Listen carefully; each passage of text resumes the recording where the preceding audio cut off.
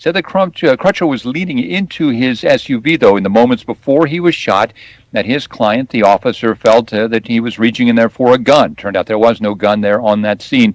Justice Department is being called in to take a look at that case, McGraw. Yeah, Jim, and with the information coming in from Charlotte, North Carolina, there is a different story there, and that police are saying the man was armed outside an apartment complex. The one in Tulsa, as you said, there was no gun. Let's stay in Tulsa for just a moment, because the videotape shows that there was a police helicopter there. They had dash cam video, and weren't there a number of police officers already there on the scene by the car?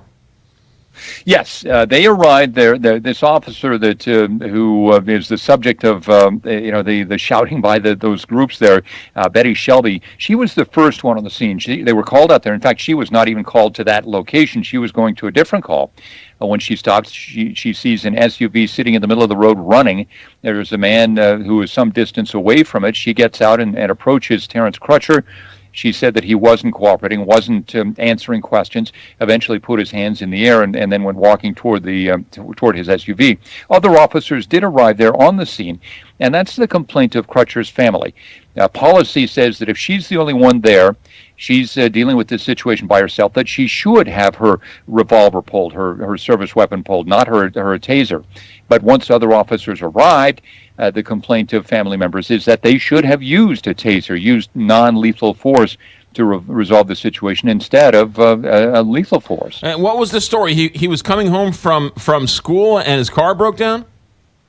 That's apparently what we're being told, yes. There is some thinking, at least according, again, to the attorney for Betty Shelby, the officer, that he may have had drugs in the car, may have had drugs in his system. We'll have to wait and see about that. Yeah. And then the helicopter, how and why did that show up out of nowhere? And it, too, was on a different call, was over at Tulsa on a different matter, and then heard about this situation. Interestingly, the right seat passenger in that helicopter, who's also a police officer, is the husband to Betty Shelby, the police officer on the ground who fired that shot. So it was going to a different scene, saw what was going on, hovered over that scene as the shooting unfolded, McGraw. Yeah, Jim Ryan with the latest from Tulsa, Oklahoma. Jim, you're a veteran of these. You were in Ferguson, and now you're on this one in Tulsa, Oklahoma. Jim Ryan, ABC News correspondent. Jim, thanks for checking in. Thanks, McGraw. 6:55 here, Big 550, KT.